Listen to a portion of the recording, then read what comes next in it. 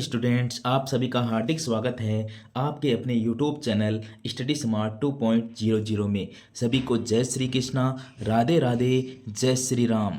आज की क्लास में हम एनएमएस एग्ज़ाम के बारे में चर्चा करने वाले हैं कि आपकी एनएमएस एग्ज़ाम 2023 में जो एग्ज़ाम हुई थी उसमें कैसा पेपर आया था। उसी के अनुरूप आपको 2025 में होने वाली एग्ज़ाम में प्रश्न पूछे जाएंगे। हमारे स्कूल में भी एनएमएस एग्ज़ाम 2023 के पेपर का टेस्ट लिया गया था, जिसमें स्टूडेंट्स ने अच्छे अच्छे मार्क्स प्राप्त किए हैं। प्रीवियस जो पेपर होते हैं वो एग्ज़ाम में बहुत हेल्प करते हैं। तो आपकी 2023 में जो पेपर पूछा गया था उसके बारे में आज हम चर्चा करेंगे।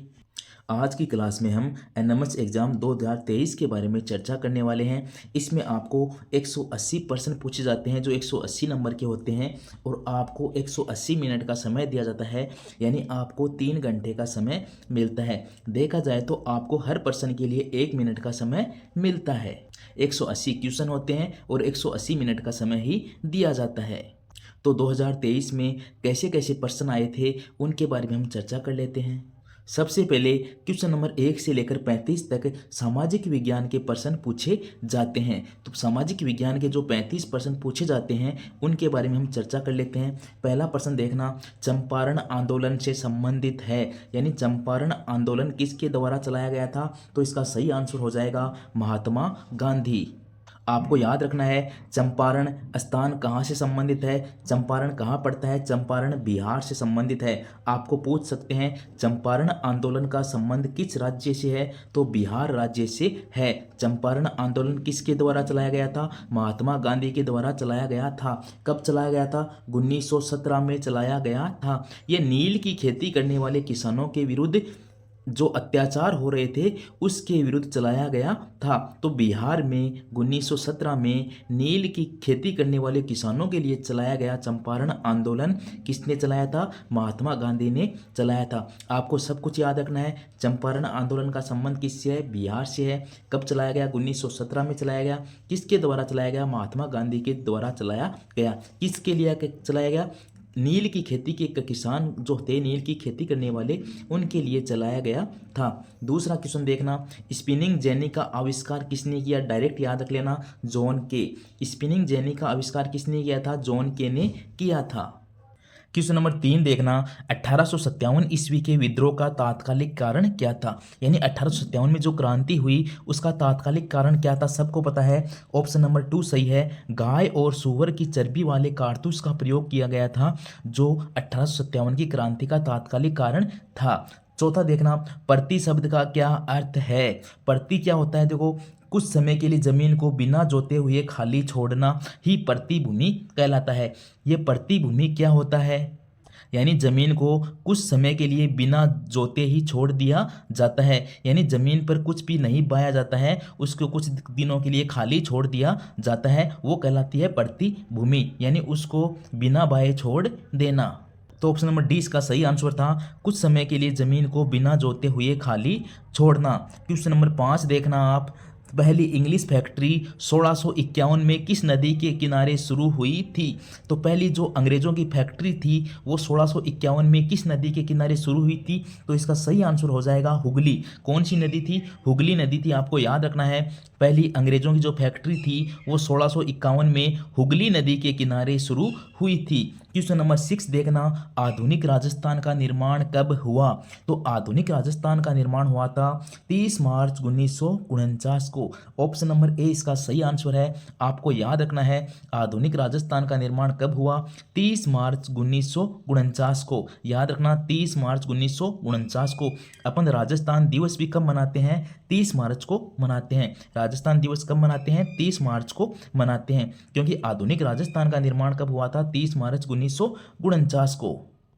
क्वेश्चन नंबर 7 देखना, राजस्थान में 1857 की क्रांति के समय कौन सी सैनिक छावनी नहीं थी, यानी इनमें से कौन सी सैनिक छावनी 1857 की क्रांति में नहीं थी। तो इसका सही आंसर हो जाएगा टोंक। 1857 की क्रांति में टोंक में कोई सैनिक छावनी नहीं थी। अब देखो 1857 की क्रांति में कितनी सैनिक छावनी थी, तो इसमें 6 आंसर आता है। 1857 की क्रांति के समय राजस्थान में कितनी सैनिक छावनियाँ थी, तो 6। उनके नाम देख लेना। सबसे पहले नसीराबाद, नीमच, देवली, ब्यावर, खैरवाड़ा और एरिनपुरा, ये 6 सैनिक छावनियां 1857 की क्रांति के समय थी। नाम देख लेना। पहला देखना नसीराबाद, पहली कौन सी है? नसीराबाद थी। दूसरी कौन सी थी? नीमच थी। दूसरी कौन सी है? नीमच है। तीसरी कौन सा है? इसमें लिखा हुआ है देवली है। चौथा कौन सा है? ब्यावर है। पांचवा कौन सा है? खैरवाड़ा है। और छठी कौन सी है? एरिनपुरा है। इस प्रकार 1857 की क्रांति के समय राजस्थान में 6 सैनिक छावनियां थी, जिसमें से कौन सी नहीं थी? टोंक नहीं थी। क्वेश्चन नंबर 8 का देखना। जनगणना 2011 के तहत राजस्थान में सर्वाधिक व न्यूनतम लिंगानुपात वाले जिले कौन से हैं? तो सर्वाधिक लिंगानुपात तो कौन से जिले का था? डूंगरपुर जिले का था। कितना था? 994 था। अब सबसे न्यूनतम लिंगानुपात किसका था? धौलपुर का था, इसका 846 था। तो हमें पूछा गया है जनगणना 2011 के तहत राजस्थान में सर्वाधिक और न्यूनतम लिंगानुपात वाले जिले कौन से हैं? तो सर्वाधिक लिंगानुपात किस वाले जिले में था? डूंगरपुर में था। न्यूनतम किस में था? धौलपुर में था। आपको दोनों को अलग अलग याद रखना है, दोनों अलग अलग भी आ सकते हैं। तो सर्वाधिक लिंगानुपात वाला जिला कौन सा है? डूंगरपुर है। और न्यूनतम लिंगानुपात वाला जिला कौन सा है? धौलपुर है। क्वेश्चन नंबर 9 देखना। सूती वस्त्र उद्योग की पहली मिल की स्थापना राजस्थान में कहाँ हुई थी? तो सूती वस्त्र उद्योग की पहली मिल की स्थापना कहाँ हुई थी? ब्यावर, अजमेर के अंदर हुई थी। सूती वस्त्र उद्योग की पहली मिल की स्थापना राजस्थान में कहाँ हुई थी? तो याद रखना, ब्यावर, अजमेर के अंदर। 10 का प्रश्न देखना, अच्छा क्वेश्चन है। चंदेरिया शीशा दस्ता शोधक यंत्र किस जिले में स्थापित है? तो ये जो चंदेरिया स्थान है वो चित्तौड़गढ़ के अंदर पड़ता है। आपको याद ये पूछा जा सकता है कि शीशा दस्ता शोधक यंत्र किस जिले में स्थापित है? तो चित्तौड़गढ़ आंसर आएगा। या इस स्थान का नाम पूछा जा सकता है कहाँ पर है? तो चंदेरिया में है। जैसे चित्तौड़गढ़ याद रखना। शीशा दस्ता शोधक यंत्र कहाँ पर है? चंदेरिया चित्तौड़गढ़ के अंदर है। क्वेश्चन नंबर 11 का देखना। कौन से मौलिक अधिकार में 14 वर्ष से कम उम्र के बच्चों को मजदूरी पर रखना कानूनी अपराध है? तो यह है शोषण के विरुद्ध अधिकार। शोषण के विरुद्ध अधिकार के अंतर्गत 14 वर्ष से कम उम्र के बच्चों को मजदूरी पर लगाना कानूनी अपराध है। इसके अंतर्गत देखना, समानता का अधिकार में क्या है? समानता के अधिकार में समानता की बातें कही गई है। स्वतंत्रता के अधिकार में स्वतंत्रता की बातें कही गई है। धार्मिक स्वतंत्रता में धार्मिक स्वतंत्रता की बात कही गई है। लेकिन शोषण के विरुद्ध अधिकार में 14 वर्ष से कम उम्र के बच्चों को मजदूरी पर रखना कानूनी अपराध बताया गया है। क्वेश्चन नंबर 12 का देखना। राज्यसभा में निर्वाचित सदस्यों की संख्या कितनी होती है? अब आपको याद रखना है, जो केंद्र में 2 सदन होते हैं, एक को बोलते हैं लोकसभा, एक को तो क्या बोलते हैं? लोकसभा बोलते हैं। दूसरे को क्या बोलते हैं? राज्यसभा बोलते हैं। अब देखो, सबसे पहले राज्यसभा की बात कर लेते हैं। लोकसभा तो क्या होता है? निम्न सदन होता है। राज्यसभा जो होता है वो उच्च सदन होता है। यानी लोकसभा जो है ये एक अस्थायी सदन है, और जो राज्यसभा होता है वो एक अस्थायी सदन होता है। तो राज्यसभा में निर्वाचित सदस्यों की संख्या कितनी होती है? अब देखो, आपको याद रखना है, वर्तमान में जो निर्वाचित सदस्य हैं उनकी संख्या कितनी है? 245 है। अब ये 245 हैं, इनमें से 233 तो क्या होते हैं? निर्वाचित होते हैं, प्लस 12 लोग ऐसे होते हैं जो राष्ट्रपति द्वारा मनोनीत किए जाते हैं। जो अलग अलग क्षेत्रों में अच्छी उपलब्धि रखते हैं, उन 12 लोगों को राष्ट्रपति द्वारा मनोनीत किया जाता है। यानी 233 लोग तो निर्वाचित होते हैं, यानी जो तो वोट के द्वारा चुनकर आते हैं, प्लस 12 लोग ऐसे होते हैं राज्यसभा के अंदर जो राष्ट्रपति द्वारा मनोनीत किए जाते हैं। तो 233 प्लस 12 कितने हो गए? 245 हो गए। वर्तमान में राज्यसभा में सदस्यों की संख्या कितनी है? 245 है, जिसमें से निर्वाचित तो हैं 233 और 12 जो हैं वो है मनोनीत। तो इसमें निर्वाचित सदस्यों की संख्या पूछी है तो कितनी हो सकती है? 233 हो सकती है। तो याद रखना, वर्तमान में राज्यसभा के सदस्यों की संख्या कितनी है? 245 है, जिसमें से 233 तो निर्वाचित हैं, 12 हैं वो मनोनीत हैं। क्वेश्चन नंबर 13 देखना। सर्वोच्च न्यायालय की स्थापना की गई थी? तो याद रखना, सर्वोच्च न्यायालय की स्थापना 26 जनवरी 1950 को की गई थी। कब की गई थी? 26 जनवरी 1950 को ही हमारा संविधान लागू हुआ था। इसी दिन सर्वोच्च न्यायालय की स्थापना की गई थी। क्वेश्चन नंबर 14 देखना। जलियांवाला बाग हत्याकांड हुआ था? तो आप सब जानते हैं जलियांवाला बाग हत्याकांड कहाँ हुआ था? यह अमृतसर पंजाब के अंदर हुआ था। तो जलियांवाला बाग हत्याकांड कहाँ हुआ था? यह अमृतसर पंजाब के अंदर हुआ था। क्वेश्चन नंबर 15 का देखना, बायोगैस मिश्रण है। आपको याद रखना है, इंपॉर्टेंट क्वेश्चन है। बायोगैस किसका मिश्रण है? मीथेन और कार्बन डाइऑक्साइड का मिश्रण है। आपको तो इस मीथेन का नाम याद रखना है कि बायोगैस में क्या होती है? मीथेन होती है। तो मीथेन के साथ कार्बन डाइऑक्साइड होती है। आपको मीथेन को ज़्यादा याद रखना है। पूछते हैं बायोगैस में क्या समाहित होती है? तो मीथेन होती है। तो बायोगैस किसका मिश्रण है? मीथेन और कार्बन डाइऑक्साइड का मिश्रण है। तो बायोगैस में क्या होती है? मीथेन होती है। क्वेश्चन नंबर 16 देखना, रेशम के कीटों का वाणिज्यिक पालन क्या कहलाता है? तो देखो, रेशम के कीटों का पालना क्या कहलाता है? ये सेरीकल्चर कहलाता है। आपकी किताब में कई कल्चर आए हैं जिसमें से रेशम के कीटों का पालन क्या कहलाता है? सेरीकल्चर कहलाता है। देखो, मछली का पालन क्या कहलाता है? पीसी कल्चर कहलाता है। याद रखना, रेशम के कीटों का पालन तो क्या कहलाता है? सेरीकल्चर कहलाता है। मछली यानी मछली का पालन क्या कहलाता है? पीसी कल्चर कहलाता है। हॉर्टिकल्चर का संबंध बागबानी से है। विटिकल्चर का संबंध है अंगूरों की खेती से। तो आपको इंपॉर्टेंट 2-3 याद रखने हैं। रेशम के कीटों का पालन तो क्या कहलाता है? सेरीकल्चर कहलाता है। मछली पालन क्या कहलाता है? पीसीकल्चर कहलाता है। और अंगूरों की खेती का पालन क्या कहलाता है? विटिकल्चर कहलाता है। इंपॉर्टेंट दोनों याद रखना, रेशम के कीटों का पालन सेरीकल्चर, मछली पालन पीसीकल्चर। क्वेश्चन नंबर 17 का देखना, अनवीनीकरण संसाधन का उदाहरण कौन सा है?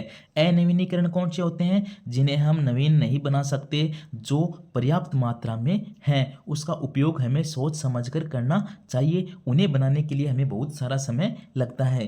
तो देखो, कोयला, पेट्रोलियम, प्राकृतिक गैस, ये सारे जितने हैं वो सारे भूमि के नीचे से निकाले जाते हैं और ये अनवीनीकरणीय हैं।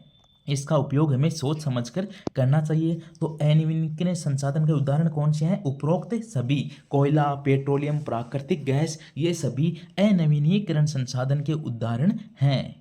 क्वेश्चन नंबर 18 देखना, भूपृष्ठ के कुल क्षेत्रफल का लगभग कितना प्रतिशत भाग भूमि है?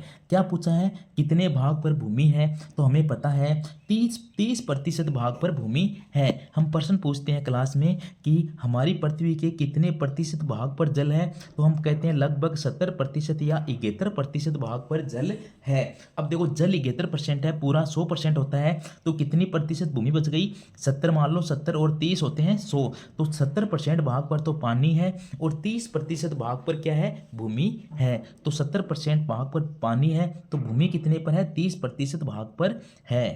क्वेश्चन नंबर 19 का देखना, अभिलेखागार में रखे जाते हैं। अभिलेखागार क्या होते हैं? जहाँ पर पुराने दस्तावेज और पांडुलिपियाँ रखी जाती है, वो कहलाते हैं अभिलेखागार। आपको याद रखना है, अभिलेखागार में क्या रखे जाते हैं? अभिलेखागार में पुराने दस्तावेज और पांडुलिपियाँ होती है, उन्हें रखे जाते हैं। तो राजस्थान राज्य का अभिलेखागार कहाँ पर स्थित है? तो राजस्थान राज्य अभिलेखागार बीकानेर जिले में स्थित है। और भारत का अभिलेखागार पूछा जाए तो वो दिल्ली के अंदर स्थित है। आपको राजस्थान वाला याद रखना है। राजस्थान राज्य अभिलेखागार कहाँ पर स्थित है? बीकानेर के अंदर स्थित है, जिसके अंदर पुराने दस्तावेज और पांडुलिपियाँ रखी जाती है। क्वेश्चन नंबर 20 का देखना, चौहान वंश का सबसे प्रसिद्ध शासक कौन सा था? हम सब जानते हैं चौहान वंश का सबसे प्रसिद्ध शासक कौन सा था? पृथ्वीराज चौहान था। जो पृथ्वीराज चौहान की हम बात करते हैं, उसका सही नाम है पृथ्वीराज तृतीय। पृथ्वीराज चौहान जो था वो कौन था? पृथ्वीराज तृतीय था, जिसी का नाम है पृथ्वीराज चौहान, जो चौहान वंश का सबसे प्रसिद्ध शासक था।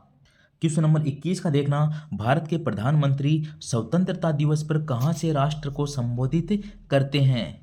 तो भारत के प्रधानमंत्री स्वतंत्रता दिवस यानी 15 अगस्त में राष्ट्र को संबोधित कहाँ से करते हैं? तो इसका सही आंसर हो जाएगा लाल किला दिल्ली। यानी लाल किला जो दिल्ली में है, उससे प्रधानमंत्री 15 अगस्त पर राष्ट्र को संबोधित करते हैं। क्वेश्चन नंबर 22 देखना, सोमनाथ मंदिर किस राज्य में स्थित है? तो याद रखना, सोमनाथ का मंदिर गुजरात राज्य में स्थित है।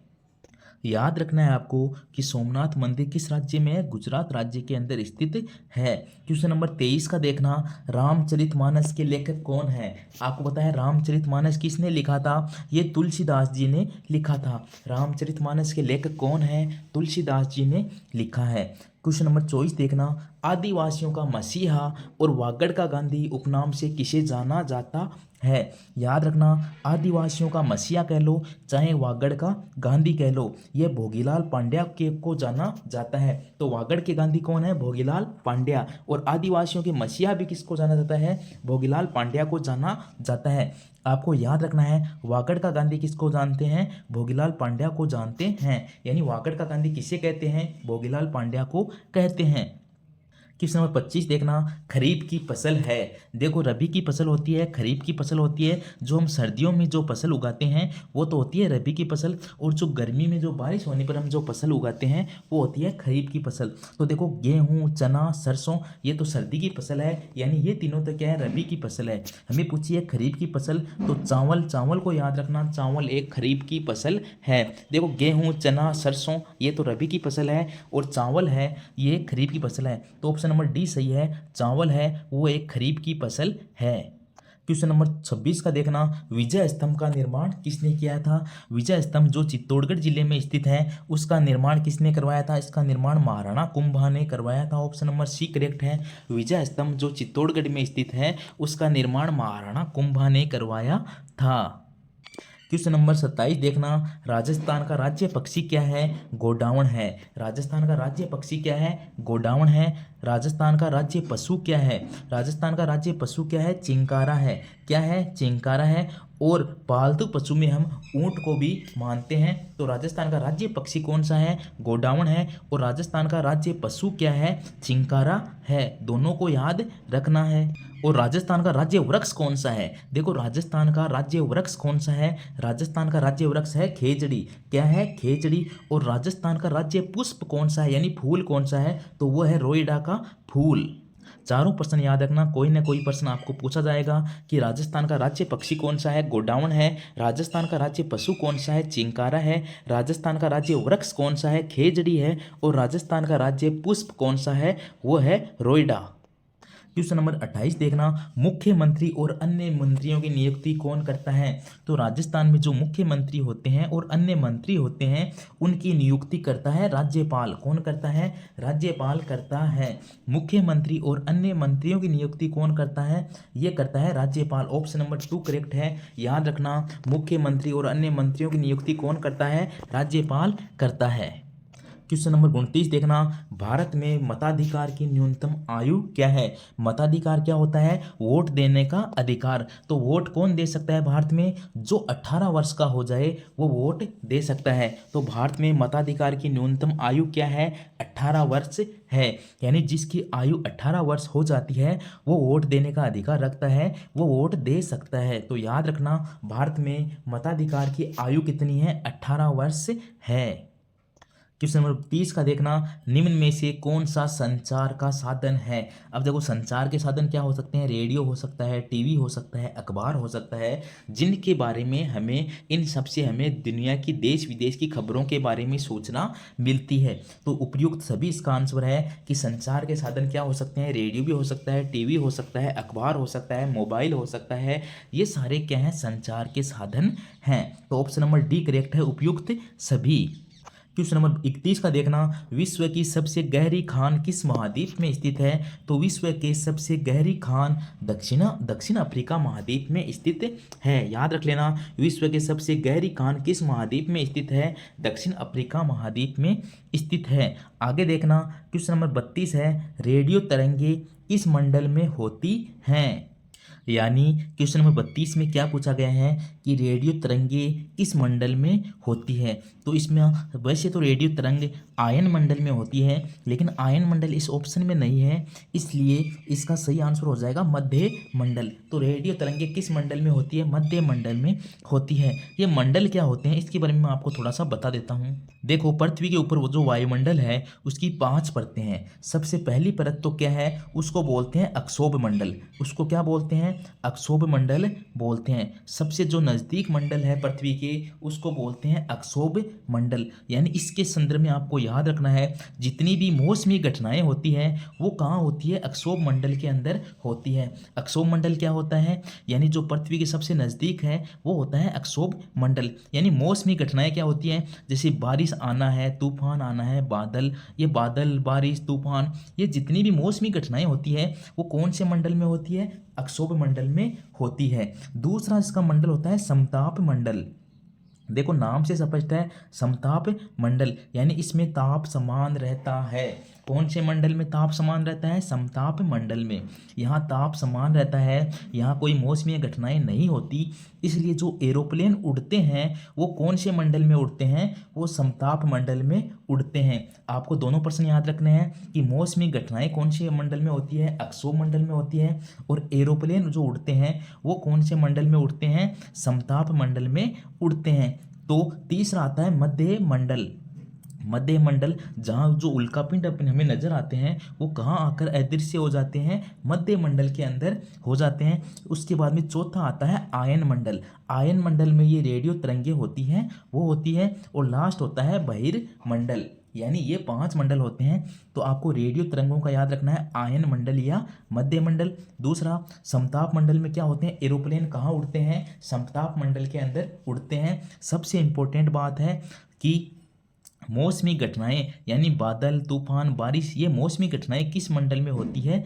अक्षोभ मंडल में होती है। और जो ओजोन परत होती है वो भी कहाँ पाई जाती है? ओजोन परत समताप मंडल में पाई जाती है। तो हमें पूछा गया था रेडियो तरंगे किस मंडल में होती है? तो मध्य मंडल में होती है। आगे देखो क्वेश्चन नंबर 33 देखना, भूकंप की तीव्रता मापने की इकाई क्या है? तो भूकंप की तीव्रता रिएक्टर स्केल पर मापी जाती है। भूकंप की तीव्रता मापने की इकाई क्या है? भूकंप की तीव्रता रिएक्टर स्केल पर मापी जाती है। क्वेश्चन नंबर 34 का देखना, विश्व पर्यावरण दिवस कब मनाया जाता है? तो विश्व पर्यावरण दिवस मनाया जाता है 5 जून को मनाया जाता है। विश्व पर्यावरण दिवस कब मनाते हैं? 5 जून को मनाते हैं। 21 जून को क्या मनाते हैं? विश्व योग दिवस मनाते हैं। याद रखना, विश्व पर्यावरण दिवस कब मनाते हैं? 5 जून को मनाते हैं। विश्व योग दिवस कब मनाते हैं? 21 जून को मनाते हैं। और याद रखना, विश्व जल दिवस कब मनाते हैं? विश्व जल दिवस मनाते हैं 22 मार्च को। और विश्व पृथ्वी दिवस कब मनाते हैं? ये मनाते हैं 22 अप्रैल को। ये चारों आप याद रखना, विश्व पर्यावरण दिवस 5 जून को, विश्व योग दिवस 21 जून को, विश्व जल दिवस 22 मार्च को और विश्व पृथ्वी दिवस 22 अप्रैल को मनाया जाता है। क्वेश्चन नंबर 35 देखना, भारत में जनगणना कितने वर्षों के बाद होती है? तो जो जनगणना होती है वो 10 वर्षों के बाद होती है। याद रखना है, भारत में जनगणना 10 वर्षों के बाद होती है। और भारत में जनगणना की शुरुआत कब हुई थी? 1881 से हुई थी। यह भी याद रखना है, भारत में जनगणना की शुरुआत कब हुई थी?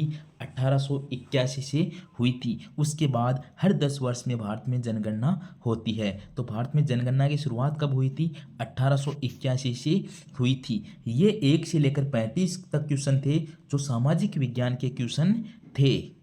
बहुत ही इजी क्वेश्चन थे, इन्हें आप आसानी से कर लोगे। सामाजिक के बाद क्वेश्चन नंबर 36 से लेकर 70 तक विज्ञान के क्वेश्चन पूछे जाते हैं। यानी 35 क्वेश्चन तो आपके सामाजिक के थे, 35 क्वेश्चन है आपको विज्ञान विषय के पूछे जाने हैं। तो विज्ञान के 2023 में कैसे क्वेश्चन पूछे गए थे उनके बारे में हम चर्चा कर लेते हैं। तो क्वेश्चन नंबर 36 का देखना, प्रकाश संश्लेषण में पादप का कौन सा भाग वायु से कार्बन डाइऑक्साइड ग्रहण करता है? हमने अपनी क्लास में प्रकाश संश्लेषण को बहुत अच्छे से पढ़ा है कि प्रकाश संश्लेषण में पादप को क्या चाहिए? कार्बन डाइऑक्साइड चाहिए। यानी प्रकाश संश्लेषण में पेड़ पौधे होते हैं वो कार्बन डाइऑक्साइड का उपयोग करके क्या बनाते हैं? ऑक्सीजन बनाते हैं। तो जो कार्बन डाइऑक्साइड वो लेते हैं वो किसके द्वारा लेते हैं? तो जो पत्तियों के अंदर जो रंध्र होते हैं उनके द्वारा ही कार्बन डाइऑक्साइड ग्रहण की जाती है। ऑप्शन नंबर इसका सी करेक्ट आंसर है। इसको इंग्लिश में देखो बोलते हैं स्टोमेटा। यानी कई बार ये स्टोमेटा नाम भी दे दिया जाता है कि प्रकाश संश्लेषण में पादप का कौन सा भाग वायु से कार्बन डाइऑक्साइड ग्रहण करता है? तो रंध्र या स्टोमेटा एक ही नाम है, रंध्र को ही इंग्लिश में स्टोमेटा बोलते हैं। तो रंध्र या स्टोमेटा वायु से कार्बन डाइऑक्साइड ग्रहण करता है। क्वेश्चन नंबर 37 देखना, जम्मू कश्मीर की प्रसिद्ध पश्मीना शॉल जो शॉल बनाई जाती है वो किस पशु के बालों से बनाई जाती है? तो वो कश्मीरी बकरी के बालों से बनाई जाती है। कश्मीर की शॉल है तो कश्मीर की बकरी से ही बनाई जाएगी। सही आंसर है। क्वेश्चन नंबर 38 देखना, उष्णकटिबंधीय वर्षावन में पाए जाने वाले प्रमुख जीव नहीं हैं। तो देखना उष्णकटिबंधीय वर्षावन में कौन सा जीव नहीं पाया जाता, तो देखो उष्णकटिबंधीय में वो हाथी है, चीता है, बंदर, ये सब तो पाए जाते हैं।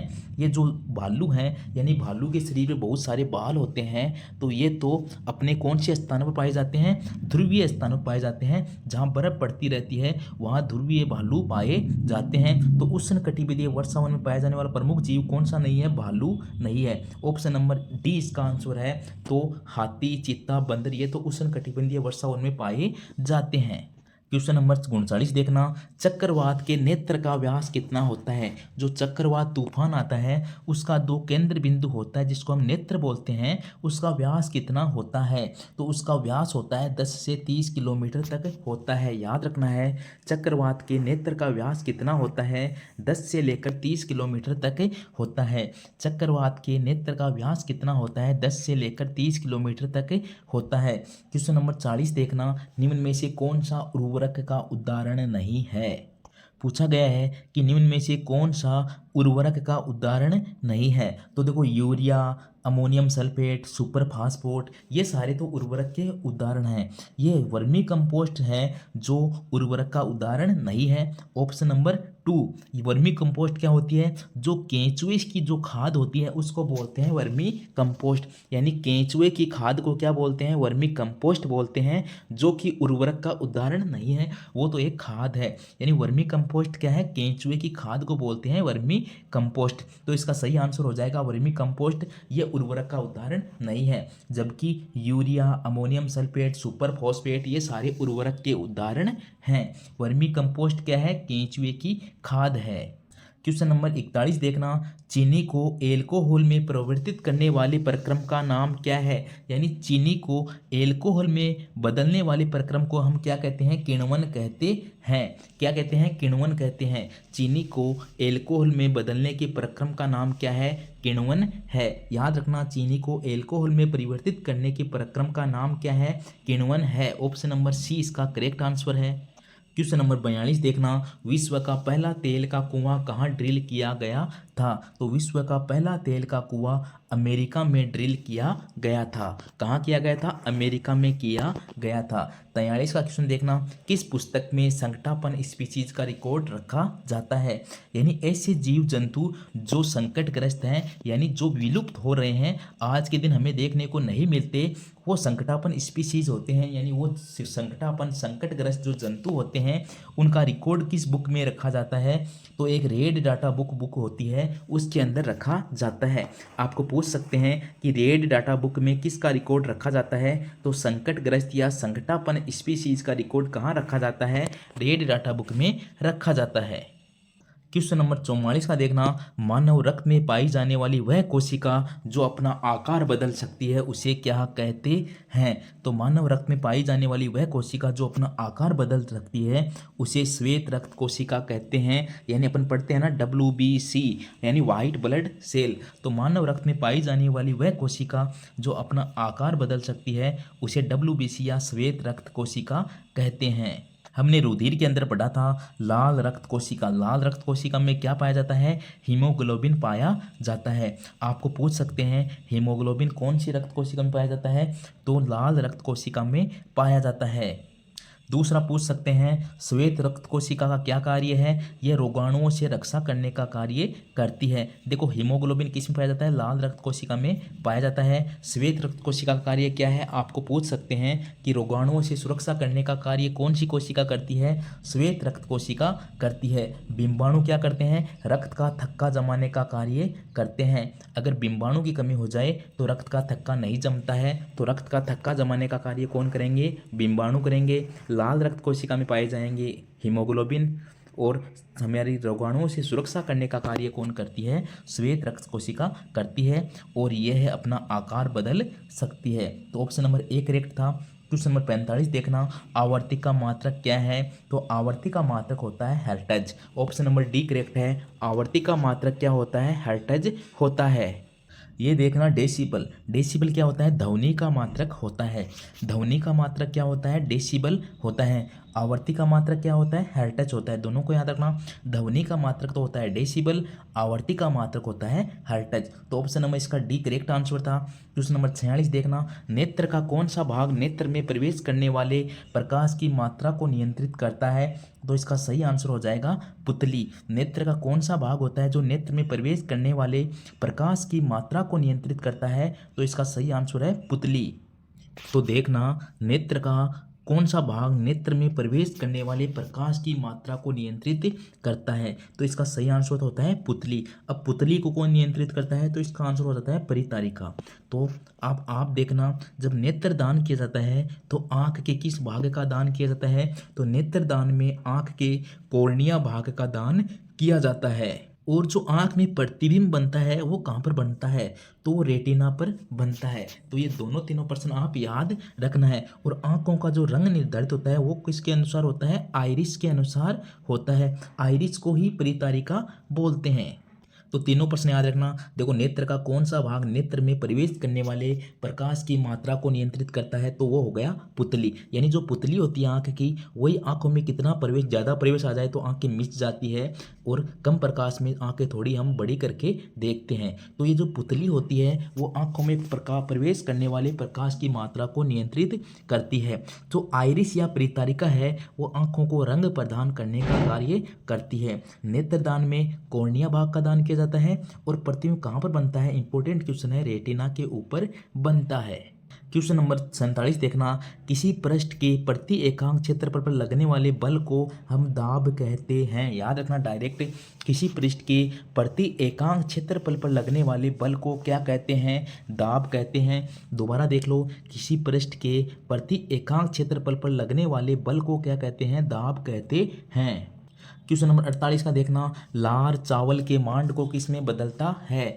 तो लार जो है वो चावल के मांड को शर्करा में बदल देता है। याद रखना, लार जो होती है वो चावल के मंड को शर्करा में बदल देती है। देखो, क्वेश्चन नंबर 49 है, थल समीर किस समय बहती है? याद रखना, थल समीर तो रात्रि काल यानी रात में बहती है और जो समुद्र समीर होती है वो दिन में बहती है। तो थल समीर किस समय बहती है? थल समीर का याद रखना, रात्रि काल में बहती है। थल समीर किस समय बहती है? रात्रि काल में बहती है। क्वेश्चन नंबर 50 देखना, लिटमस को निष्कर्षित किया जाता है, यानी लिटमस को किससे प्राप्त करते हैं? हमने 7वीं क्लास में बहुत अच्छे से पढ़ा था कि लिटमस को हम लाइकेन से प्राप्त करते हैं। इसका सही आंसर है लाइकेन। क्वेश्चन नंबर 51 देखना, लोहे पर जंग लगने के लिए निम्न में से क्या आवश्यक है? तो लोहे पर जंग लगने के लिए क्या आवश्यक है? ये भी हमने 7वीं क्लास में बहुत अच्छे से पढ़ा था कि किसी भी लोहे पर जंग लगने के लिए हमें क्या चाहिए? हमें जल की मात्रा और ऑक्सीजन चाहिए। यानी ऑक्सीजन और जल की मात्रा होनी चाहिए, तभी किसी चीज़ पर जंग लगता है। यानी वहाँ नमी होनी चाहिए। नमी के साथ जब वहाँ ऑक्सीजन की मात्रा होती है तो वहाँ जंग लग जाता है। तो लोहे पर जंग लगने के लिए क्या क्या चाहिए? ऑक्सीजन प्लस जल। याद रखना, लोहे पर जंग लगने के लिए क्या क्या चाहिए? ऑक्सीजन प्लस जल। 52 का देखना, पेशियों में एंठन उत्पन्न करने के लिए उत्तरदायी क्या है? हमने पढ़ा था कि पेशियों में जब लैक्टिक अम्ल जमा हो जाता है, यानी कई बार ज़्यादा व्यायाम करने से या ज़्यादा मेहनत करने से हमारी पेशियों में एंठन उत्पन्न हो जाती है, वो किस कारण होती है? वो लैक्टिक अम्ल के इकट्ठा होने पर होती है। उसको हम गर्म पानी से मसाज वगैरह करते हैं तो वो सही हो जाती है। तो पेशियों में एंठन उत्पन्न करने के लिए उत्तरदायी क्या है? लैक्टिक अम्ल। क्वेश्चन नंबर 53 देखना, किस पादप में प्रकीर्णन क्रिया जंतुओं द्वारा संपन्न होती है? यानी पेड़ पौधों में जो एक जगह से दूसरे जगह जो बीज चले जाते हैं वो प्रकीर्णन क्रिया होती है, वो जंतुओं के द्वारा किस में होती है? तो ये जो जैंथियम होते हैं, जैंथियम जो कांटे से वो होते हैं ना, छोटे छोटे कांटे वाले, मैंने आपको क्लास में बताया था, वो कांटे वाले से बीज होते हैं ना, वो जंतुओं यानी गाय बकरियों इनके लग के वो दूसरी जगह चले जाते हैं और वहाँ उग आते हैं। तो किस पादप में प्रकीर्णन क्रिया जंतुओं द्वारा होती है? तो इसका सही आंसर हो जाता है जैंथियम। जैंथियम वही पेड़ पौधा होता है जो जिसके कांटे होते हैं छोटे छोटे होते हैं। अब क्वेश्चन नंबर 54 देखना, तरुणा 2 मीटर प्रति सेकंड की चाल से 15 मिनट में कितनी दूरी तय करती है। अब देखो ये हमने पढ़ा था, दूरी का सूत्र क्या होता है, दूरी ज्ञात करने का सूत्र होता है चाल गुणा समय। क्या होता है, चाल गुणा समय। चाल क्या है, 2 मीटर पर सेकंड है और समय क्या है, 15 मिनट है। देखो ये 15 सेकंड होते तो हम इसको डायरेक्ट गुणा कर देते, लेकिन इधर तो 2 मीटर पर सेकंड है, इधर 15 मिनट है, सेकंड नहीं है। तो अब 15 मिनट को सेकंड में बदलने के लिए किससे गुणा करेंगे, 60 से गुणा करेंगे। तो क्या हो गया, देखो दूरी का सूत्र होता है चाल गुणा समय। चाल तो है 2, गुणा का गुणा लगा दिया, समय क्या है 15 मिनट। 15 मिनट को सेकंड में बदलेंगे तो किस में बदलेंगे, 60 से गुणा करेंगे। तो इसका आंसर कितना आ जाएगा, देखो 15 दूनी 30, 30 6, 15 दूनी 30, 30 गुणा 60 कितना होता है 1800 मीटर। तो ऑप्शन नंबर इसका सी करेक्ट है 1800। देखो दूरी का सूत्र हमने पढ़ा था क्लास में, दूरी का होता है चाल गुणा समय। चाल है 2 मीटर पर सेकंड और समय है 15 मिनट। यानी ये दोनों जो संख्याएं हैं या तो सेकंड सेकंड होनी चाहिए या मिनट मिनट होनी चाहिए। इधर सेकंड है इधर मिनट है, तो हमें इसी सेकंड के अंदर बदलना होगा। तो 15 मिनट को सेकंड में बदलेंगे तो क्या हो जाएगा, 60 से गुणा कर देंगे तो 2 गुणा 15, पहले 30 आ रखा था, 30 को 60 से गुणा कर दो तो हो जाएगा 1800 मीटर। अच्छे से समझ आ चुका होगा। दूरी का सूत्र क्या होता है, चाल गुणा समय। 55 का क्वेश्चन देखना आप, प्रदीप्त नलिकाओं में प्रकाश प्राप्त करने के लिए किस धातु का उपयोग किया जाता है। तो प्रदीप्त जो नलिका यानी ट्यूबलाइट होती है उसमें किस धातु का उपयोग किया जाता है, तो उसके अंदर पारे का उपयोग किया जाता है। प्रदीप्त नलिकाएं क्या होती है, ट्यूबलाइट से प्रकाश प्राप्त करने में किस धातु का उपयोग किया जाता है, पारे का उपयोग किया जाता है। और आप जानते हैं कि पारा क्या होता है, द्रव अवस्था में होता है। यानी कौन सी धातु है जो द्रव अवस्था में होती है, तो इसका आंसर हो जाता है पारा। क्वेश्चन नंबर 56 देखना, दंत चिकित्सक यानी दांतों के डॉक्टर दांतों का आवर्धित प्रतिबिंब देखने के लिए किस यंत्र का उपयोग करते हैं। यानी दांतों के डॉक्टर दांतों का बड़ा प्रतिबिंब देखने के लिए किसका उपयोग करते हैं, तो हम सब जानते हैं अवतल दर्पण का यूज करते हैं। हमने क्लास में अच्छी तरह पढ़ा था अवतल दर्पण और उत्तल दर्पण। यानी बड़ा प्रतिबिंब देखने के लिए किसका यूज करते हैं, अवतल दर्पण का यूज करते हैं। क्वेश्चन नंबर 57 देखना, लकड़ी की एक चम्मच को आइसक्रीम के प्याले में डुबोया जाता है तो इसका दूसरा सिरा क्या हो जाएगा। यानी चम्मच किसकी है, लकड़ी की है। लकड़ी की चम्मच को जब आइसक्रीम के प्याले में डुबोएंगे तो लकड़ी में तो कुछ होता ही नहीं है, तो ये ठंडा नहीं होगा। लकड़ी की चम्मच को डुबोएंगे तो इसका दूसरा सिरा ठंडा नहीं होगा। अगर ये धातु की होती, लोहे की होती, तो ये चालन के कारण ठंडी हो जाती, लेकिन लकड़ी की है इसलिए ठंडी नहीं होगी। क्वेश्चन नंबर 58 देखना, यथासंध लेपन प्रक्रम में निम्न में से कौन सी क्रिया की जाती है। हमने बहुत अच्छे से कई बार पढ़ा है, लोहे की वस्तु पर जस्ते की परत चढ़ाना क्या कहलाता है, गैल्वेनाइजेशन कहलाता है या यथासंध लेपन कहलाता है। ये इंग्लिश में नाम दे रखा है गैल्वेनाइजेशन। हमने पढ़ा था लोहे की वस्तुओं पर जस्ते की परत चढ़ाना या तो यथासंध लेपन कहलाता है या इसको इंग्लिश में बोलते हैं गैल्वेनाइजेशन। तो लोहे की वस्तुओं पर जस्ते की परत चढ़ाना क्या कहलाता है, यथासंध लेपन कहलाता है। ये लोहे को जंग से बचाने के लिए किया जाता है। क्वेश्चन नंबर 59 में देखना, नीचे दिए गए चित्र में दिखाई देने वाले जनन का प्रकार कौन सा है। तो यहाँ एक पत्ती दिख रही है, तो मान लो एक पत्ती जैसे पत्थर चट्टी की पत्ती है उसको हम दूसरी जगह लगा सकते हैं, तो ये शायद कायिक जनन का उदाहरण होगा। इस चित्र से उतना स्पष्ट हो नहीं रहा है कि इसके ऊपर बीज है या ये पत्ती को दूसरी जगह लगाने की बात कही गई है, तो इसका सही आंसर है कायिक जनन। क्वेश्चन नंबर 60 का देखना, निम्न में से कौन सा प्रतीक किसी विद्युत परिपथ में स्विच ऑफ की स्थिति को दर्शाता है। यानी बटन बंद है, स्विच ऑफ है, तो ऑप्शन इसका डी करेक्ट है। देखो ये ऊपर हो रहा है यानी ये संबंध विच्छेद हो रहा है, यानी यहां से विद्युत की कटौती हो रही है, तो ये है विद्युत स्विच ऑफ की स्थिति। और जो ऊपर दे रखा है पहला नंबर में वो है स्विच ऑन की स्थिति। इन दोनों को याद रखना, नीचे 4 में था स्विच ऑफ की स्थिति और ऊपर जो फर्स्ट नंबर ऑप्शन है उसमें है स्विच ऑन की स्थिति। तो स्विच ऑफ की स्थिति कौन सा दर्शाएगा, ऑप्शन नंबर 4। क्वेश्चन नंबर 61 देखना, पर्यावरण हितैषी 5R सिद्धांत में क्या शामिल नहीं है। तो इसमें क्या शामिल नहीं है, 5R हमने पढ़ा था। इसमें देखो रेड्यूस शामिल था, रिसाइकल शामिल था, रिकवर शामिल था। इसमें देखो इंग्लिश में इतना स्पष्ट समझ में आ रहा है, कितना इजी है। 5R का मतलब है 5 मीनिंग है जो R से स्टार्ट हो रहे हैं। देखो रेड्यूस, रिसाइकल, रिकवर सब किससे स्टार्ट हो रहे हैं, R से स्टार्ट हो रहे हैं। ये यूज देखो R से स्टार्ट नहीं हो रहे हैं। इस 5R में सभी जो भी काम होने हैं वो R से स्टार्ट होंगे, तो यूज इसका सही आंसर हो जाएगा। उपयोग करिए ये शामिल नहीं था। उपयोग कम करिए, पुनः चक्रित करिए, पुनः प्राप्त करिए, यानी रेड्यूस, रिसाइकल, रिकवर ये तो 5R में सम्मिलित थे। क्या सम्मिलित नहीं था, यूज, यानी जिसमें R नहीं आए वही इसका आंसर हो जाएगा।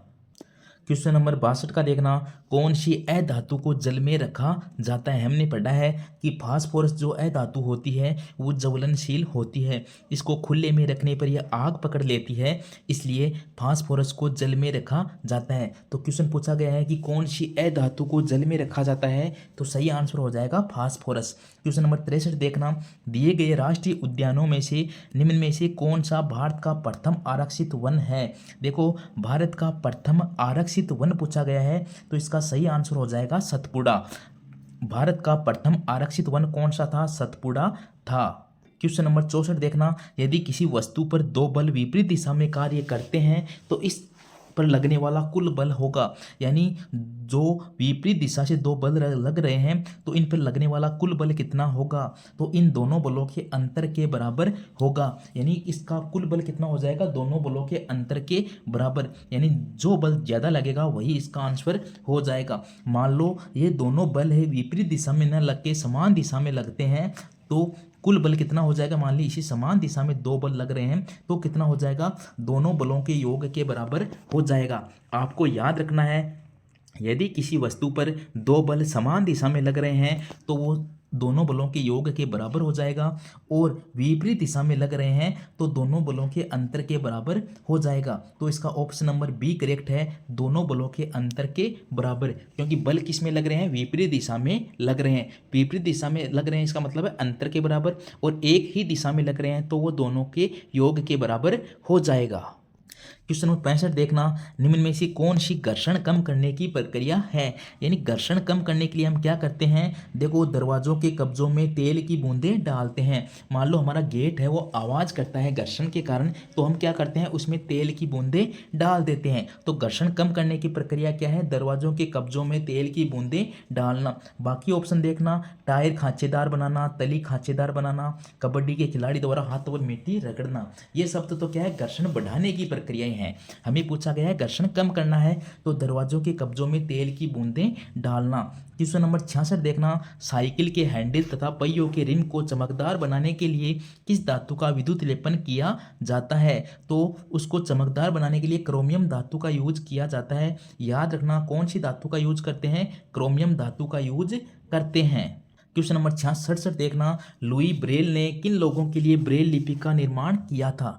पहले तो प्रश्न यही याद करो कि ब्रेल लिपि का निर्माण किसने किया था, लुई ब्रेल ने किया था। ब्रेल लिपि का आविष्कार किसने किया, लुई ब्रेल ने। किसके लिए किया, जो अंधे व्यक्ति होते हैं, जो देख नहीं सकते, यानी जो चाक्षुष विकृति वाले लोग होते हैं। ऑप्शन नंबर ए, चाक्षुष विकृति। चाक्षुष किसको बोलते हैं, आंखों की विकृति, यानी जिसको दिखाई नहीं देता, उन लोगों के लिए लुई ब्रेल ने ब्रेल लिपि का आविष्कार किया था। जो अंधे होते हैं वो किसी अक्षरों को देखकर यानी उनको छूकर पढ़ते हैं, वो होती है ब्रेल लिपि।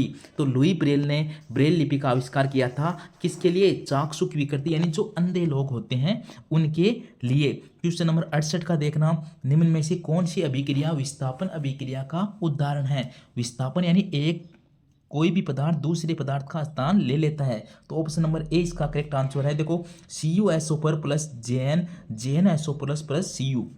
देखो यहाँ SO4 के साथ क्या जुड़ा हुआ है, Cu जुड़ा हुआ है, यानी कॉपर जुड़ा हुआ है।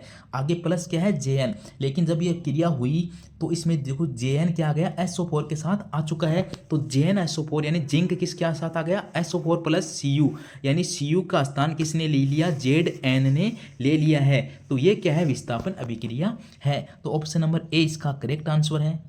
क्वेश्चन नंबर 69 का देखना, निखिल को लौटने स्थैतिक सर्पी घर्षण के कारण बलों को बढ़ते क्रम में व्यवस्थित करना है। तो बढ़ते क्रम में देखो कौन सा हो सकता है, ऑप्शन नंबर इसमें 4 करेक्ट है। सबसे पहले लौटने का आएगा, फिर सर्पी आएगा, फिर स्थैतिक आएगा। सबसे पहले लौटने, फिर सर्पी, फिर स्थैतिक आएगा। क्वेश्चन नंबर 70 का देखना, प्रकाश उत्सर्जक डायोड यानी LED के साथ जुड़े बल्ब के तार को जोड़ा जाता है बैटरी के किससे जोड़ा जाता है, धनात्मक सिरे से जोड़ा जाता है। यानी LED के साथ जुड़े बल्ब के तार को जोड़ा जाता है बैटरी के किस सिरे से जोड़ा जाता है, तो ये धन सिरे यानी धनात्मक सिरे से जोड़ा जाता है। ये थे विज्ञान के 35 क्वेश्चन। हमने 35 सामाजिक के क्वेश्चन कर लिए हैं, 35 विज्ञान के क्वेश्चन कर लिए हैं। इसके बाद आते हैं 20 क्वेश्चन आते हैं मैथ के। देखो क्वेश्चन नंबर 71 से लेकर 90 तक यानी 20 क्वेश्चन आते हैं मैथ के। तो 11 का क्वेश्चन देखना, संख्या 16 का वर्गमूल है। वर्गमूल और घनमूल हमने अच्छे से पढ़े हैं। 16 है, किसका वर्गमूल है? 16 का वर्गमूल क्या होता है, यानी 16 किसका वर्ग है? 4 का वर्ग है। 4 का स्क्वायर क्या होता है? 16 होता है। तो 16 का वर्गमूल क्या हो गया? 4 हो गया। ऑप्शन नंबर 2 इसका आंसर है। 4 कैसे हो गया? देखो 4 के स्क्वायर लगाओ, यानी 4 का स्क्वायर का अर्थ क्या है? 4 गुणा 4, 4 चौक क्या होता है? 16। तो 4 का स्क्वायर यानी वर्ग तो क्या होता है? 16 होता है। और 16 का वर्गमूल क्या होता है? 4 होता है। जैसे देखो 2 का स्क्वायर तो क्या होता है? 2 का स्क्वायर होता है 4, यानी 4 का वर्गमूल होता है 2।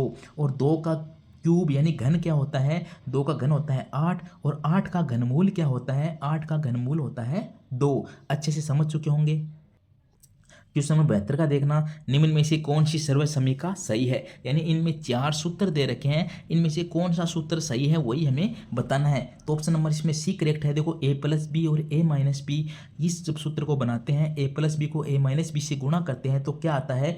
a square minus b square आता है। बिल्कुल सही है। यहाँ देखो a प्लस बी और a माइनस बी को गुणा करते हैं तो ये प्लस नहीं आता, ये माइनस का आता है, इसलिए ये गलत है क्योंकि यहाँ माइनस था।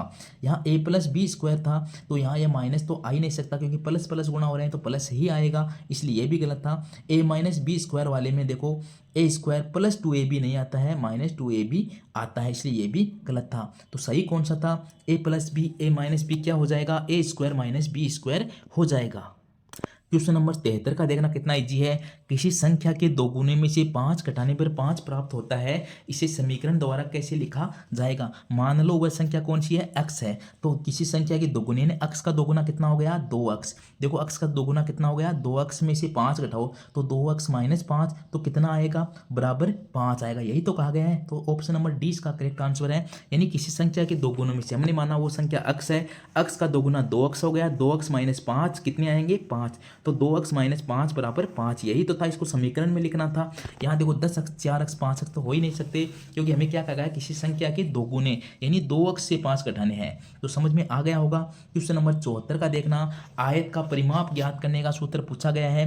तो आयत का परिमाप का सूत्र सबको आता है, 2 गुणा लंबाई प्लस चौड़ाई। क्या होता है? 2 गुणा लंबाई प्लस चौड़ाई होता है। आयत का क्षेत्रफल ज्ञात कराए तो क्या सूत्र होता है? लंबाई गुणा चौड़ाई होता है। आयत के क्षेत्रफल ज्ञात करने का सूत्र क्या होता है? लंबाई गुणा चौड़ाई। और आयत का परिमाप ज्ञात करने का सूत्र क्या होता है? 2 गुणा लंबाई प्लस चौड़ाई। देखो लंबाई गुणा चौड़ाई नहीं होगा, लंबाई प्लस चौड़ाई होता है। ऑप्शन नंबर सी इसका सही आंसर है, 2 गुणा लंबाई प्लस चौड़ाई।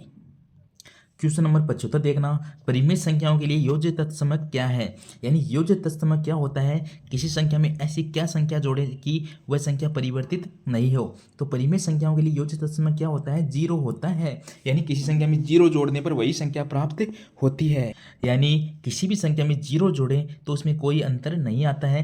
तो परिमित संख्याओं के लिए योज्य तत्समक क्या है? 0 है। याद रखना 0, डायरेक्ट याद रख लेना। क्वेश्चन नंबर 76 देखना, किसी वृत्ताकार तस्त्र की परिधि है 88 सेंटीमीटर, तो इसकी त्रिज्या क्या होगी? हमें क्या दिया हुआ है? परिधि दिया हुआ है, वृत्त है, वृत्त की परिधि बताई हुई है। हमें वृत्त की परिधि का सूत्र क्या होता है? हमें याद आता है 2πr। वृत्त की परिधि क्या होती है? 2πr। और वृत्त का क्षेत्रफल का सूत्र क्या होता है? πr square. वृत्त की परिधि क्या होती है? 2πr। देखो वृत्त की परिधि बराबर 2πr, तो 2πr में क्या दिया हुआ है? 2πr बराबर कितना दिया हुआ है? 88 दिया हुआ है। परिधि की जगह कितना लिख दिया? 88 लिख दिया। अब हमें ज्ञात क्या करना है? त्रिज्या। त्रिज्या क्या होती है? r होती है। तो देखो r तो इधर रख लो, और ये 2π है, इसको आप उधर ले जाओ। पाई का मान कितना होता है? 22/7 होता है। कितना होता है? 22/7 गुणा 2। 22 दूनी कितना होता है? 44। 44 में 88 का भाग दिया, कितना आया? 2 आया। 2 को 7 से गुणा किया, कितना आया? 14। तो इसका आंसर हो जाएगा 14। दोबारा समझो, वृत्त की परिधि का सूत्र क्या होता है? 2πr होता है। परिधि बराबर क्या होता है? 2πr। परिधि कितना दे रखा है हमें? परिधि दे रखी है 88। तो देखो 88 बराबर 2πr को हम लिख लेते हैं 2 गुणा 22/7, 2 गुणा 22/7 गुणा r, और इधर कितना है? 88 है। r को इधर ले आते हैं। अब देखो उधर तो कितना है? ये 88 से 7 गुणा हो जाएगा। देखो 88 गुणा 7, ये r के साथ 22 गुणा 2 क्या है? गुणा हो रहे हैं, तो उधर क्या हो जाएंगे? भाग हो जाएंगे। तो 22 गुणा 2, तो 22 दूनी 44 को 88 में भाग दिया, कितना आया? 2 आया। 2 को 7 से गुणा किया, कितना आया? 14 आया। इसी प्रकार आपको क्षेत्रफल देख के भी त्रिज्या पूछ सकता है। क्षेत्रफल देने पे आप क्या सूत्र लगाओगे? वृत्त का क्षेत्रफल होता है πr²। आपको अच्छे से समझ आ चुका होगा। वृत्त की परिधि का सूत्र होता है 2πr, क्षेत्रफल का सूत्र होता है पाई आर स्क्वायर। अगर आपको त्रिज्या देके परिधि पूछा जाए तो भी बता सकते हो, त्रिज्या देके क्षेत्रफल पूछे तो भी बता सकते हो, और परिधि या क्षेत्रफल आपको दे दिया जाए और त्रिज्या पूछे तो भी आप बता सकते हो। समझ में आ चुका होगा। तो कितना आया इसका आंसर? इसका आंसर आया 14 सेमी। क्वेश्चन नंबर 77 देखना, प्रत्येक आयत क्या होता है? देखो याद रखना, प्रत्येक आयत एक समांतर चतुर्भुज होता है। आयत क्या होता है? आयत यह होता है जिसकी आमने सामने की भुजाएं बराबर होती है। तो समांतर चतुर्भुज में क्या होती है? आमने सामने की भुजाएं बराबर तो नहीं, लेकिन वो समानांतर होती है। तो प्रत्येक आयत क्या होता है? एक समांतर चतुर्भुज होता है। और वर्ग क्या होता है? जिसकी चारों भुजाएं बराबर होती है। तो प्रत्येक वर्ग एक समचतुर्भुज होता है, ये कह सकते हैं। लेकिन प्रत्येक आयत क्या होता है? प्रत्येक आयत एक समांतर चतुर्भुज होता है। क्वेश्चन नंबर 78 देखना, क्रमशः घन और घनमूल का सही विगम क्या है? घन और घनमूल हमने पढ़ा है क्यूब होते हैं। तो घन तो कौन सा है? देखो घन तो हो गया 64, यानी 64 का घनमूल कितना होता है? 4, यानी 4 को 3 बार गुणा करने पर 64 आता है। क्या आता है? 4 चौक 16, 16 चौक 64। तो 4 का क्यूब कितना होता है? 64 होता है। तो यही पूछा है, घन और घनमूल का सही विगम। पहले तो घन देखो, घन कितना है? 64 है। घनमूल कितना है इसका? 4 है। तो 64 और 4, यहाँ देखो और किसी में भी ऐसा सेम नहीं है। तो ऑप्शन नंबर इसमें सी करेक्ट है। क्वेश्चन नंबर 79 देखना, समान पदों का समूह है। इजी क्वेश्चन होता है। समान पद क्या होते हैं? जिसमें या तो आपको x देखने को मिलेगा, या y देखने को मिलेगा, या ओनली a मिलेगा, या ओनली b मिलेगा। दोनों नहीं मिल सकते।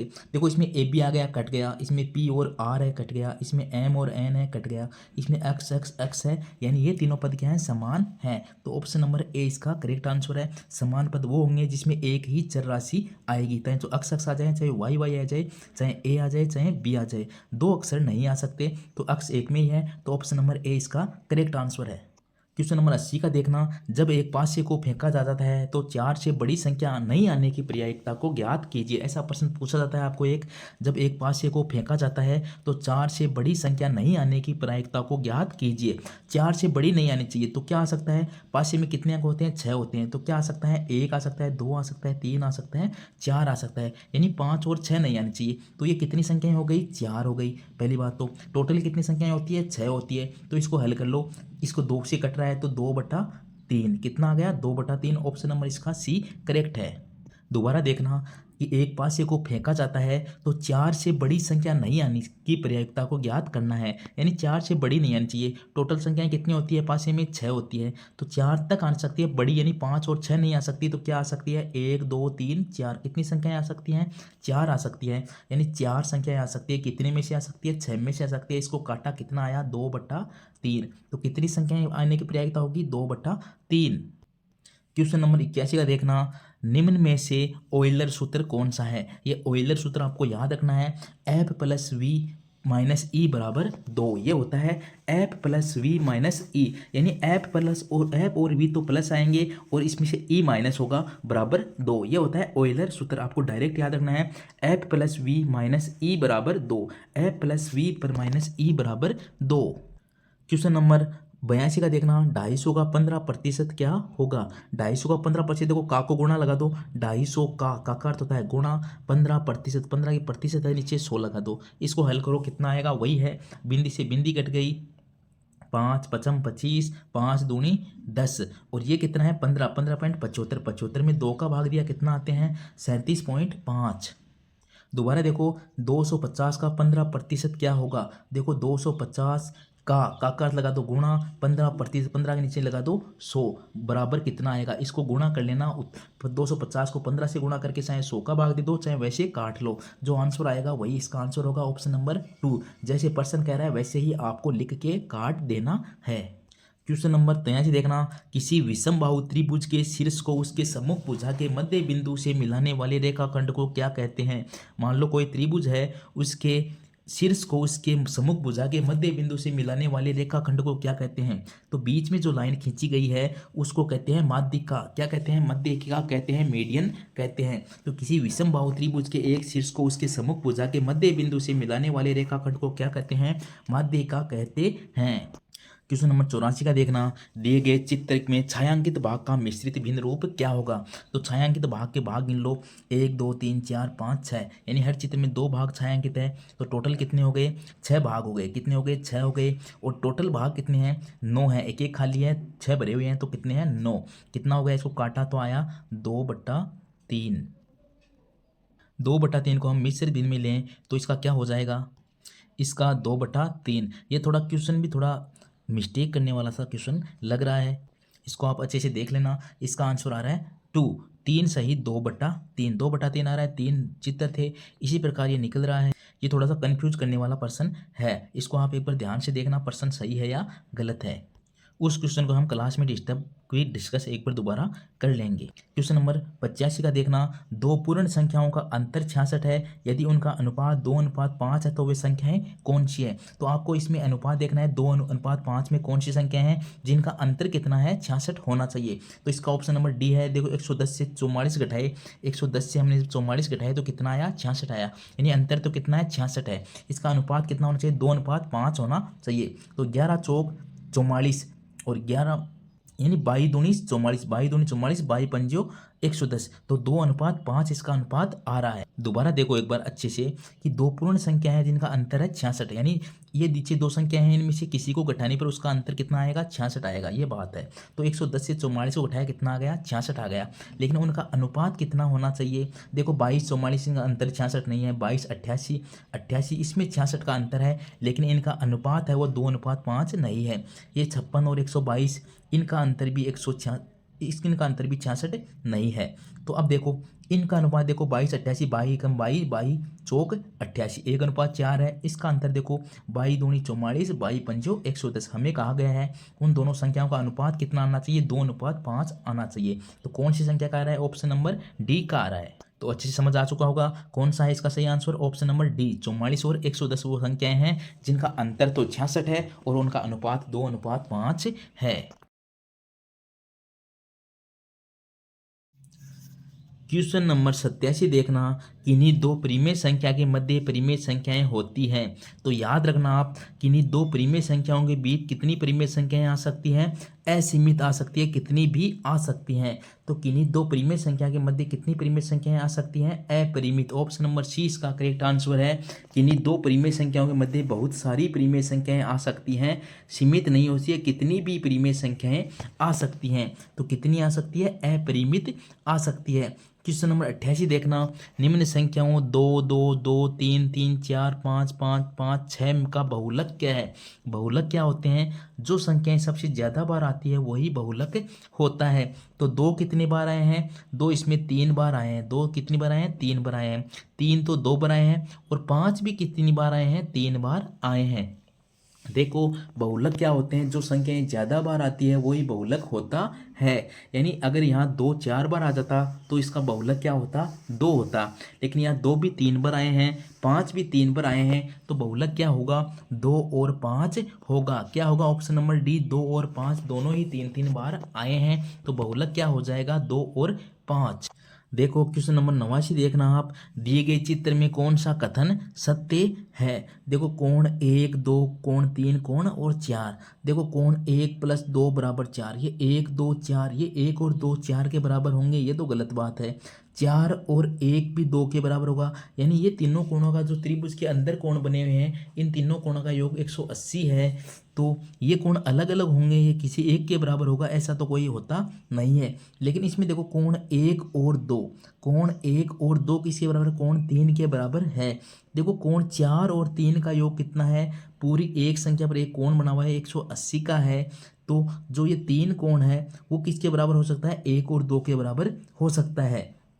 तो ऑप्शन नंबर इसमें सी करेक्ट है। कोण 1 और 2 ये किसके बराबर है, कोण 3 के बराबर है। यानी जो 1 और 2 है वो जो बाहर की तरफ कोण बन रहा है, कोण 3 उसके बराबर होते हैं। तो ऑप्शन नंबर सी इसका करेक्ट आंसर है। क्वेश्चन नंबर 90 का देखना, आकृति में एल समानांतर है एम के, एल समानांतर एम के है, तो जेड का मान क्या होगा। इसको आप ध्यान से देखना, जेड का मान क्या होगा।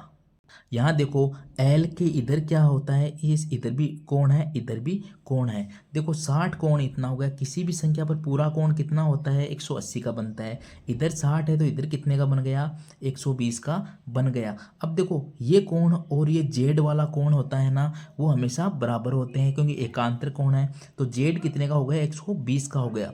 और ये 60 का है तो इधर भी कितने का बनेगा, 60 का बनेगा, क्योंकि जेड का जब अंदर 120 का बन गया तो पूरा कोण 180 का होता है। तो बाहर की तरफ कितने का बनेगा, 60 का बनेगा। तो कोण जेड बराबर कितना है, 120 है।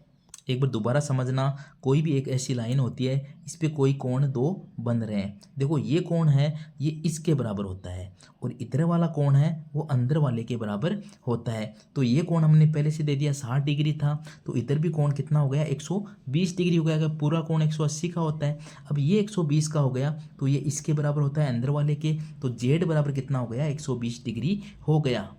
आप अच्छे से समझ चुके होंगे। हमने 35 क्वेश्चन सामाजिक के किए, 35 क्वेश्चन ही विज्ञान के किए हैं, और 20 क्वेश्चन मैथ के किए हैं। हो सकता है एक दो क्वेश्चन आपके थोड़ी कन्फ्यूजन की स्थिति पैदा करें, बाकी 90 क्वेश्चन आपको अच्छे से समझ आ चुके होंगे। इन्हीं क्वेश्चनों के जैसे ही आपको आपकी एग्जाम में क्वेश्चन देखने को मिलेंगे। हो सकता है कई क्वेश्चन इनसे ही रिपीट हो जाएं। हम लगभग 5-6 सालों के क्वेश्चन करने वाले हैं। ये 5-6 सालों के वो क्वेश्चन हैं जो हर बार एग्जाम में पूछे गए हैं, और यही बार बार क्वेश्चन रिपीट होते रहते हैं। पहले वीडियो में हमने 3 सब्जेक्ट किए हैं, हम इसी प्रकार करने वाले हैं। एक वीडियो में हम सामाजिक विज्ञान और ये जो गणित के क्वेश्चन है यानी 90 क्वेश्चन करेंगे, और दूसरा वीडियो हमारा जो आएगा वो इम्पोर्टेंट वीडियो रहेगा, जिसमें हम 90 क्वेश्चन वो करेंगे जो मानसिक योग्यता के होंगे, यानी जो मेंटल एबिलिटी के क्वेश्चन आपके 90 आने होते हैं, वो क्वेश्चन हम दूसरे वीडियो के अंतर्गत करेंगे। यानी हर पेपर के हम 2 क्लास लेंगे। पहली क्लास में हम 3 सब्जेक्ट सामाजिक विज्ञान और मैथ यानी 90 क्वेश्चन, और दूसरी क्लास में हम 90 क्वेश्चन जो मेंटल एबिलिटी के होंगे उसके अनुसार करेंगे। जो आज हमने क्वेश्चन किए हैं वो तो आपकी ही किताब से क्वेश्चन हैं, लेकिन जो मेंटल एबिलिटी होती है वो आपके लिए अभी थोड़ी नई है, तो आपको सीखने में थोड़ा सा वक्त लगेगा, लेकिन बहुत ही इजी सब्जेक्ट है, आपको अच्छे से समझ में आ जाएगा। आई होप आपको आज की क्लास अच्छी लगी होगी। किसी भी क्वेश्चन में डाउट हो आपको तो आप कमेंट कर सकते हैं या अपनी क्लास में पूछ सकते हैं।